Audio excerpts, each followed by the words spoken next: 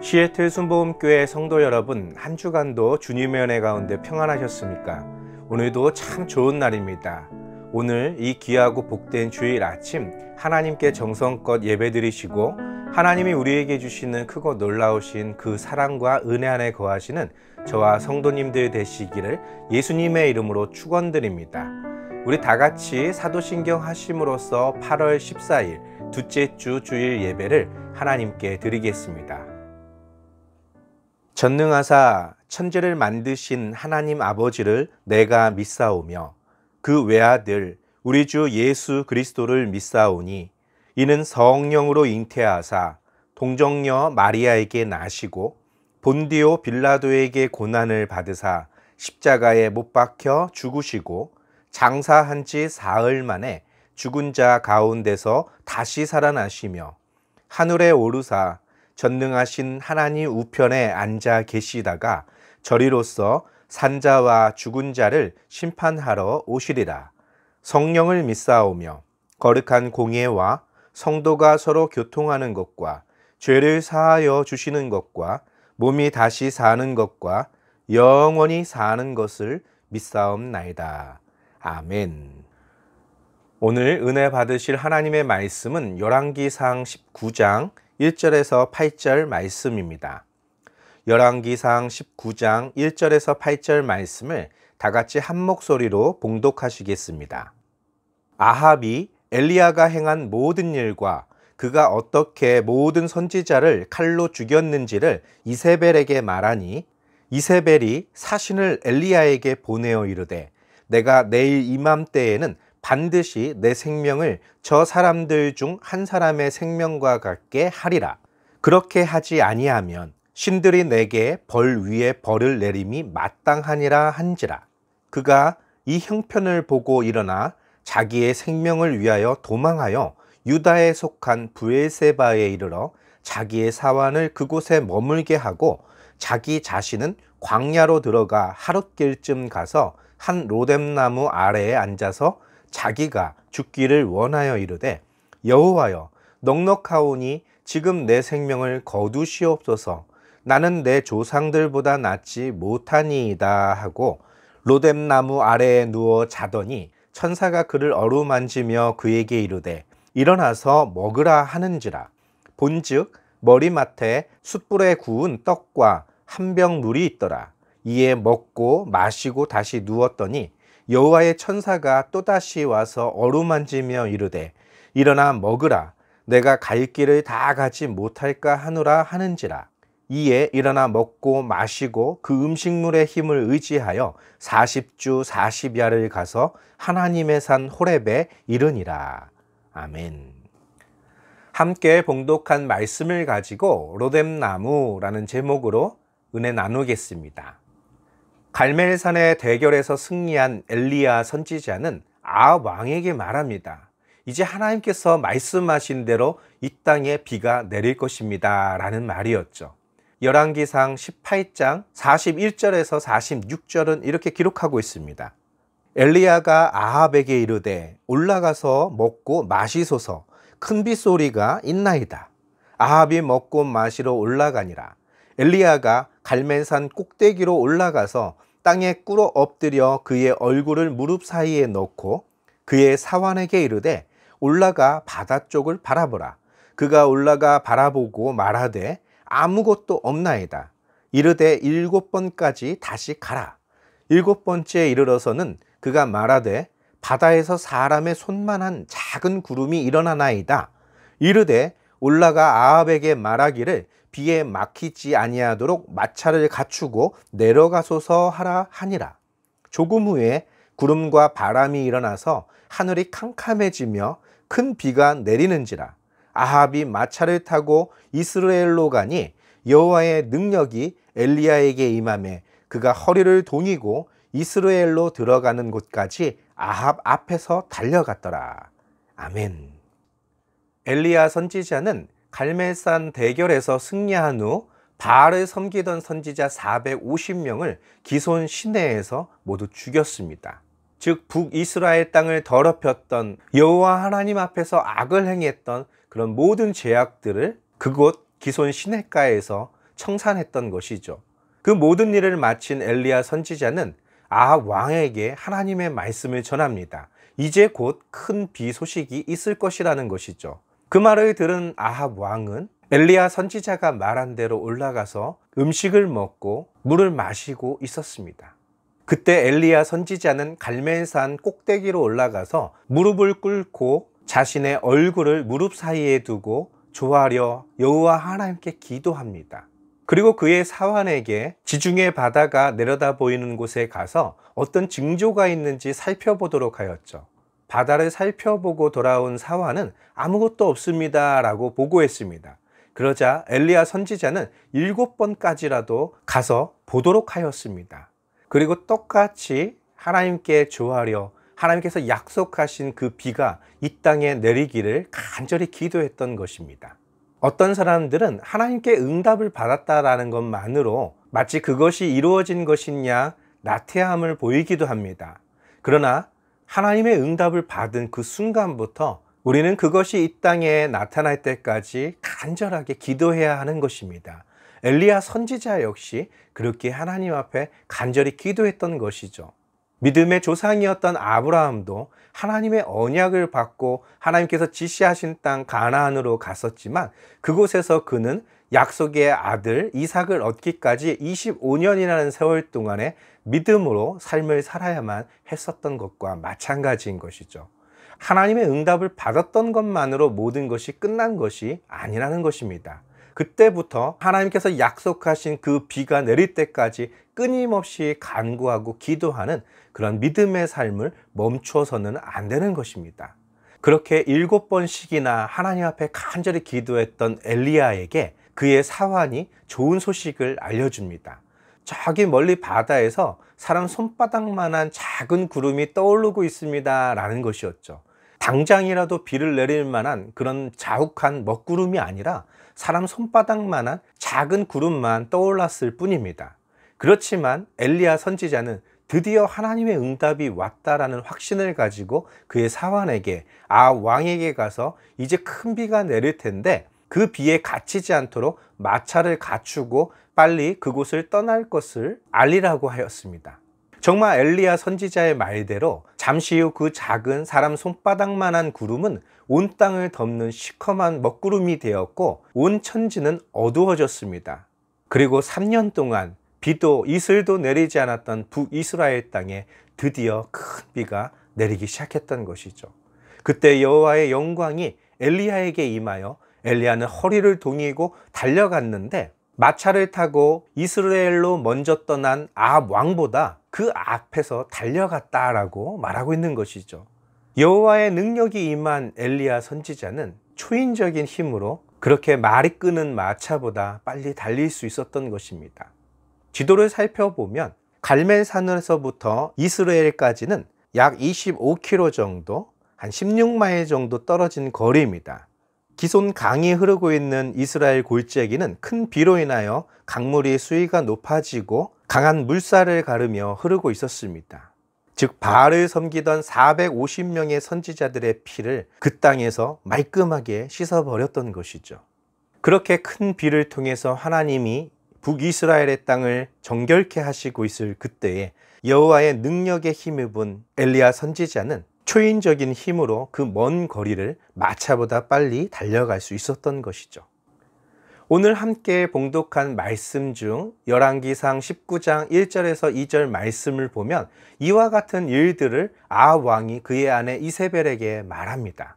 아합이 엘리야가 행한 모든 일과 그가 어떻게 모든 선지자를 칼로 죽였는지를 이세벨에게 말하니 이세벨이 사신을 엘리야에게 보내어 이르되 내가 내일 이맘때에는 반드시 내 생명을 저 사람들 중 한 사람의 생명과 같게 하리라. 그렇게 하지 아니하면 신들이 내게 벌 위에 벌을 내림이 마땅하니라 한지라. 아멘. 3년 동안이나 비가 내리지 않았던 북이스라엘 땅에서 큰 비를 만난 그 모든 광경을 지켜봤던 아합 왕.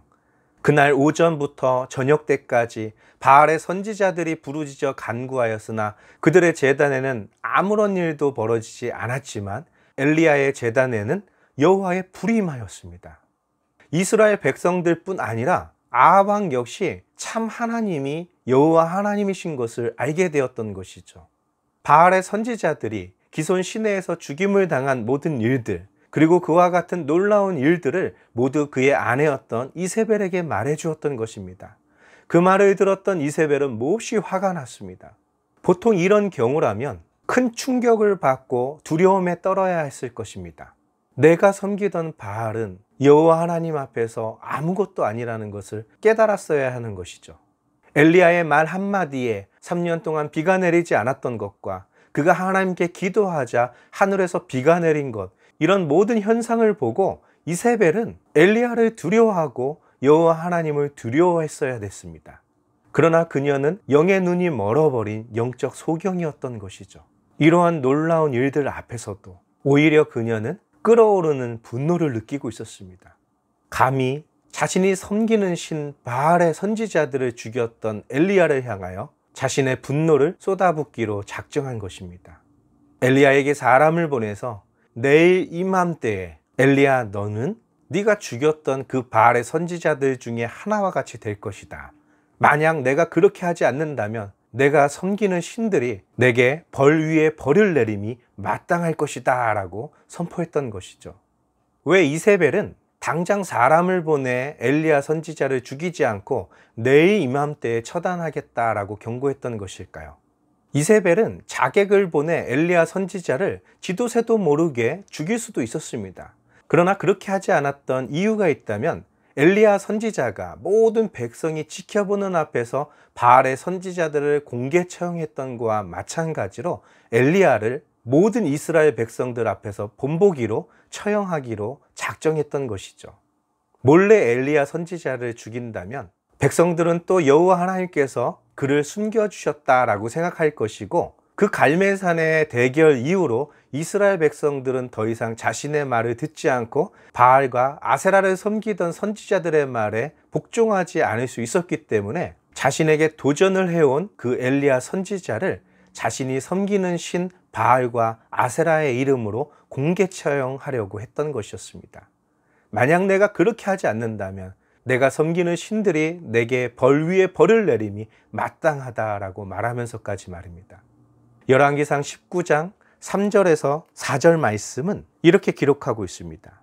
그가 이 형편을 보고 일어나 자기의 생명을 위하여 도망하여 유다에 속한 브엘세바에 이르러 자기의 사환을 그곳에 머물게 하고 자기 자신은 광야로 들어가 하룻길쯤 가서 한 노뎀나무 아래에 앉아서 자기가 죽기를 원하여 이르되, 여호와여, 넉넉하오니 지금 내 생명을 거두시옵소서. 나는 내 조상들보다 낫지 못하니이다 하고.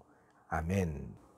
북이스라엘의 모든 여호와의 선지자들을 죽였던 이세벨, 그는 자신의 신들의 이름으로 맹세하기를 내일 이맘때쯤 엘리야 선지자를 죽이겠다는 그녀의 단호한 의지를 사신을 통해서 엘리야에게 전합니다.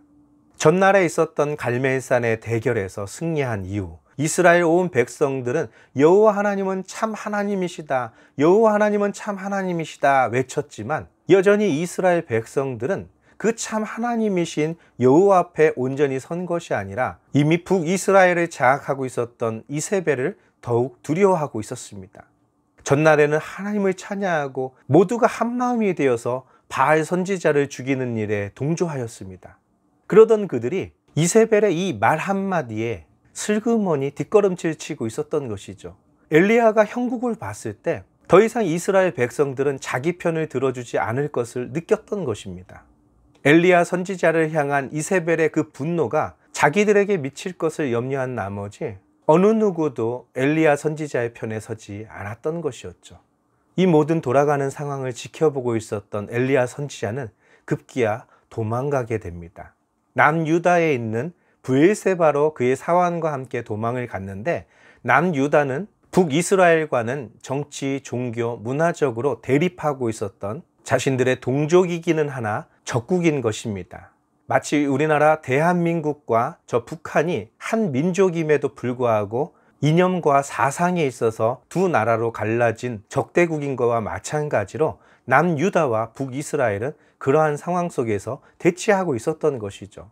엘리야 선지자가 남유다의 브엘세바로 넘어왔다라는 것은 오늘날로 말하면 정치적인, 종교적인 망명을 신청한 것과 마찬가지인 것이죠. 아합의 군대, 이세벨의 그 분노가 미칠 수 없는 가장 안전한 곳으로 도망쳐 나왔던 것입니다. 그런데 엘리야는 그의 사환을 브엘세바에 남겨두고 더 남쪽으로 광야가 있는 곳까지 이동하게 됩니다. 왜냐하면 엘리야 선지자를 반드시 잡아 죽이려고 하는 이세벨은 남유다의 왕에게 협조를 구했을 것입니다. 지금 당신 나라에 반드시 죽여야 될 죄인이 도망쳐 있는데 그를 우리에게 넘겨라. 그렇지 않는다면 너희와의 전쟁도 불사할 것이다 라는 협박을 할 수도 있었기 때문입니다. 자신의 신들의 이름으로 맹세했던 이세벨, 그녀는 전쟁까지도 불사할 그럴 사람이라는 것을 엘리야 선지자는 누구보다도 잘 알았기 때문입니다. 만약 그렇게 된다면 전쟁을 피하기 위해서 남유다 백성들은 자신을 잡아다가 북이스라엘 이세벨에게 자신을 인도할 수도 있었기 때문에 그는 남유다의 브엘세바를 떠나 더 깊숙한 광야로 도망치고 있었던 것이죠. 아무도 없는 곳으로 갔습니다. 하룻길쯤 갔을 때 그는 너무나 몹시 지쳐 있었고 광야에 들풀처럼 자라고 있었던 로뎀 나무 중 한 나무 그늘에 누워서 잠시 쉼을 얻고자 했었던 것이죠. 로뎀 나무는 거창한 나무가 아닙니다. 과거 우리 조상들이 빗자루를 만들어 사용하던 쌀이나무와 같은 형태로 자라는 광야의 식물입니다. 얇은 가지들이 1m에서 한 2m 정도의 길이로 자라 듬성듬성 숲을 이루고 있는 그런 형태의 식물이었던 것이죠. 로뎀 나무의 그늘이라고 해봐야 성인 남성 하나 간신히 그 그늘에 깃들게 할 정도의 그늘입니다. 그 역시도 시간의 흐름에 따라 태양이 서쪽으로 이동할 때 그 그림자의 방향이 바뀌면 그냥 한 곳에 누워서 편히 쉴 수도 없습니다. 그리고 가장 뜨거운 정오가 되면 햇볕이 자신의 머리에서 비추기 때문에 그 그늘도 형편없이 줄어든다라는 것이죠. 그때 엘리야는 하나님에게 간청합니다. 하나님, 차라리 나를 여기서 죽여주시옵소서라는 것입니다. 여기서 나를 데려가 달라는 것이죠. 나는 나의 조상들과 같지 않습니다 라는 표현을 사용하는데 그것은 바로 모세와 여호수아를 일컫는 그런 말이었습니다. 비록 그때 당시에도 이스라엘 백성들은 여호와 하나님의 말씀을 온전히 순종하지 못하고 목이 고든 사람이기는 했으나 만나와 메추라기로 또한 반석에서 물이 터져 나오는 그런 기적을 통해서 이스라엘 백성들은 그 모세에게 순종할 수밖에 없었습니다. 이스라엘 백성들은 모세를 따랐던 것과 같이 여호수아를 자신의 지도자로 인정하고 그를 따르고 있었습니다. 그런데 북이스라엘은 다릅니다. 갈멜산에서 하늘에서 불이 내려 참 하나님이 누구이신지 그 하나님의 능력이 얼마나 대단하신지를 직접 그들의 눈으로 보고 체험했음에도 불구하고 이세벨의 말 한마디에 모두 다 벌벌 떨며 자신의 곁에서 사라져버리는 그들을 보며 이제 더 이상 어떤 의지도 의욕도 남아있지 않았던 것이죠. 사실상 엘리야 선지자는 이 땅에 비도 이슬도 내리지 않을 것입니다 라는 말 한마디와 함께 3년 동안 숨어 지냈던 사람입니다. 이제 드디어 여호와 하나님의 말씀을 따라 비가 오게 할 것이라는 그 말씀을 듣고 바알의 선지자들과 대결을 벌이기는 했었지만 이때까지만 해도 엘리야가 세상 가운데 두각을 나타냈던 것은 그 하루밖에 없었던 것이죠. 우리들에게 있어서 엘리야 선지자는 대단한 선지자였지만 실질적으로 그가 활동했던 그런 시간, 그런 시기들을 살펴보면 임팩트는 컸지만 아주 단발적인 사건이었다라는 것입니다. 엘리야 선지자 역시도 자기 자신에 대해 걸었던 그 기대가 모두 무너지고 있었던 것이죠. 이 모든 것이 여호와 하나님의 말씀에 목숨을 걸고 순종한 결과였다라는 것입니다. 더 이상 희망도 일어나 걸을 기력조차 잃어버린 엘리야, 그는 하나님께 여기서 모든 것을 멈출 수 있게 해달라고 간청한 것이었던 것입니다. 갈멜산에서부터 이스라엘까지 약 25km 정도, 한 16마일 정도 되는 거리였다면 이스라엘로부터 브엘세바까지는 142km 정도, 약 88마일 정도 되는 거리입니다. 정확히 로뎀 나무가 어디인지 그 위치는 알 수 없습니다. 어쩌면 그곳이 남유다 최남단에 위치한 가데스 바네아에 있는 그런 광야일 수도 있고, 그보다 더 밑에 위치한 광야로 들어섰을 수도 있습니다. 그곳의 정확한 위치는 알 수 없지만 이미 엘리야 선지자는 모든 기력이 소진되었고 더 이상 일어날 힘도 하나님의 말씀에 순종할 그런 기력도 모두 다 사라진 이후였기 때문에 여기서 멈출 수 있게 해달라고, 여기서 나를 데려가 달라고, 나를 죽여달라고 간청했던 것입니다. 그런 엘리야에게 하나님의 능력이 개입되기 시작합니다. 열왕기상 19장 5절에서 8절 말씀입니다. 로뎀나무 아래 누워 자더니 천사가 그를 어루만지며 그에게 이르되 일어나서 먹으라 하는지라. 본즉 머리맡에 숯불에 구운 떡과 한 병 물이 있더라. 이에 먹고 마시고 다시 누웠더니 여호와의 천사가 또다시 와서 어루만지며 이르되 일어나 먹으라. 내가 갈 길을 다 가지 못할까 하노라 하는지라. 이에 일어나 먹고 마시고 그 음식물의 힘을 의지하여 40주 40야를 가서 하나님의 산 호렙에 이르니라. 아멘. 엘리야 선지자는 처음 하나님의 부르심을 받았을 때 왕에게 이 땅에 비도 이슬도 내리지 않을 것이다 라고 하나님의 말씀을 전달한 후 사라졌었습니다. 하나님께서는 그에게 그릿 시냇가에 가서 그곳에 거하도록 하셨고 까마귀를 통해 떡과 고기를 그에게 공급해 주셨습니다. 시내의 물이 모두 마르자 사르밧에 있는 과부에게로 보내져서 그곳에서 먹고 지낼 수 있게 하셨고, 그때까지만 해도 엘리야 선지자는 로뎀 나무에 있었을 때처럼 모든 기력을 잃고 모든 희망을 잃었던 것은 아니었습니다.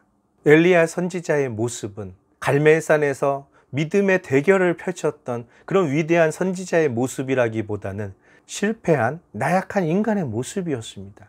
자기 자신조차도 자신을 포기해버린 그런 순간에 처해 있었던 엘리야를 하나님께서는 결코 포기하지 않으셨습니다.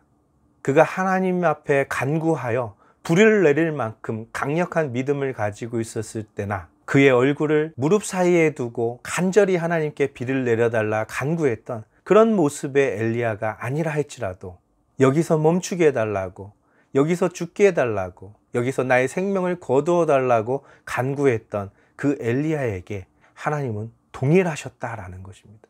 그가 가장 나약했을 때, 그가 가장 쓸모없는 사람처럼 느껴지고 있을 그때에 하나님께서는 그를 붙들어 일으키셨던 것입니다.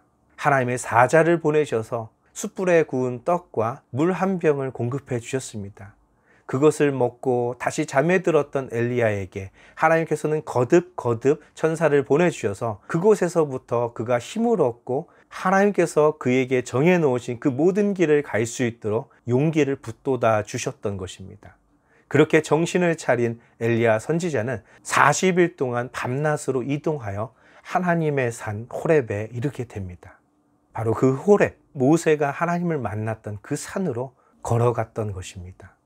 엘리야 선지자, 우리가 성경을 읽을 때는 그는 우리와는 비교도 안 될 정도로 하나님의 능력으로 덧입혀진 선지자라 말하겠지만, 사실 성경은 그는 우리와 같이 똑같은 사람이라는 것을 말하고 있습니다.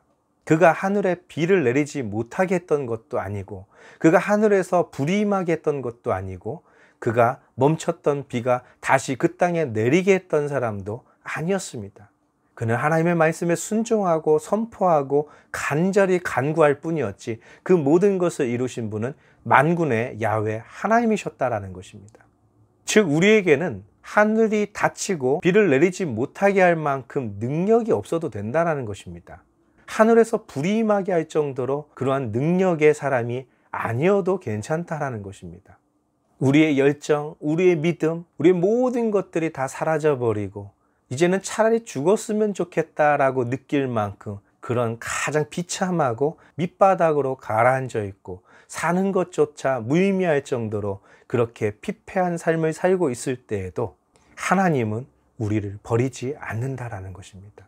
우리에게 아무런 은사가 없어도, 우리에겐 대단한 영적인 능력이 없어도 하나님이 우리를 어루만져 주시고 하나님이 우리에게 양식을 공급하시며 하나님이 우리를 일으켜 세워주시면 우리는 다시금 일어나 하루길 정도 가서 지쳐버렸던 그런 엘리야가 아니라 40일 동안 밤낮으로 하나님의 산 호렙에 서게 되는 엘리야와 같이 우리는 서게 될 것입니다. 우리가 하나님을 예배하고 우리가 하나님께 기도하는 목적이 있다면 세상에 있는 그 모든 사람들과는 다른 어떤 존재가 되기 위하여 그렇게 노력하는 것이 아니라 이 세상에 있는 어떤 사람들보다 우리가 작고 부족하고 연약하다 할지라도 내가 믿는 하나님, 또한 나를 붙들고 계시는 그 하나님이 우리와 함께 하시면 세상에 그 어떤 것도 우리를 막을 수 없으며 우리를 쓰러뜨릴 수 없다라는 것을 알게 하시려고 하나님은 엘리야 선지자를 통해 우리에게 말씀하고 있는 것입니다. 주님 오시는 그날까지 우리는 넘어질 수도 있습니다. 포기하고 싶을 수도 있습니다. 아무것도 할 수 없는 그런 처지에 처해질 수도 있습니다. 그럼에도 불구하고 하나님을 찬양하고 예배하는 우리들에게 하나님께서는 그러한 위대한 하나님의 사람이 되기를 원하고 바라고 지켜보고 계시다라는 것입니다. 끝까지 포기하지 않고 내 하나님의 말씀 안에 거하며 하나님께서 주신 약속을 붙들고 앞으로 전진하는 하나님의 귀한 자녀가 되시기를 예수님의 이름으로 축원드립니다. 다 같이 기도하겠습니다. 살아서 역사하시는 좋으신 아버지 하나님, 감사와 찬양을 드립니다. 갈멜산 대결에서 바알과 아세라를 이겼던 그 엘리야, 하늘에서 불이 내리게 하고 마른 땅에 비를 내리게 했던 그 엘리야 선지자와 같은 능력이 우리에게 없을 수도 있습니다. 그러나 중요한 것은 로뎀 나무에서 그의 삶까지 포기해가면서 하나님 앞에 간구했던 그 엘리야 선지자를 통해서도 역사하셨던 하나님께서 지금 우리와 함께 하기를 원하신다는 것입니다. 우리의 믿음이 약해졌습니까? 우리의 형편이 예전과 같지 않습니까? 우리에게 사방의 적들이 둘러싸고 있습니까? 그 모든 것에서 우리는 넉넉히 이기며 하나님의 영광을 보게 될 것입니다. 그러한 일들을 경험하는 우리 시애틀 순복음교회 귀하고 복된 성도님들이 될 수 있도록 주님 함께하여 주시고 인도하여 주시고 지켜보호하여 주시옵소서. 예수님의 이름으로 감사하며 기도드리옵나이다. 아멘. 우리 다 같이 주기도문 하심으로써 8월 14일 둘째 주 주일 예배를 모두 마치도록 하겠습니다. 하늘에 계신 우리 아버지여, 이름이 거룩히 여김을 받으시오며 나라가 임하시오며 뜻이 하늘에서 이루어진 것 같이 땅에서도 이루어지리이다. 오늘 우리에게 일용할 양식을 주시옵고 우리가 우리에게 죄 지은 자를 사하여 준 것 같이 우리 죄를 사하여 주시옵고 우리를 시험에 들게 하지 마시옵고 다만 악에서 구하시옵소서. 나라와 권세와 영광이 아버지께 영원히 있사옵나이다. 아멘. 믿음의 삶을 사는 데 있어서 강한 믿음, 굳센 믿음, 흔들리지 않는 믿음을 간직하는 것 너무나 중요할 것입니다. 그러나 중요한 것은 그러한 강한 믿음으로 이룩해 놓은 모든 것들이 우리가 한 것이 아니라는 것입니다. 그렇다면 우리가 나약하고 믿음이 흔들리고 여러 가지 형편 속에서 우리가 예전만 못한 그런 상황에 처했다 할지라도 우리의 겨자씨만한 믿음이 있다면 산을 옮길 만한 하나님의 능력을 보게 될 것입니다. 주님 오시는 그날까지 그러한 믿음의 삶을 살아가는 하나님의 귀하고 복된 자녀가 되시기를 예수님의 이름으로 축원드립니다. 한 주간도 주님의 은혜 가운데 평안하시고 승리하셨다가 우리 또 다음 주 함께 하나님을 예배하겠습니다. 할렐루야.